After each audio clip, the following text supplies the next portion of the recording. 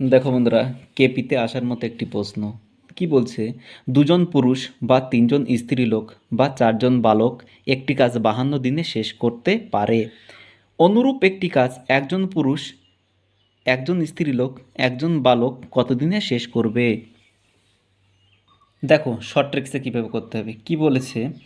দুজন পুরুষ গুণ তিনজন স্ত্রীলোক গুণ চারজন বালক কত দিনে করছে? তারা 52 দিনে করছে। বাই কি বলেছে? একজন পুরুষ, আমি পুরুষটাকে বন্ধ করব, আমি পুরুষটাকে কি বন্ধ করব?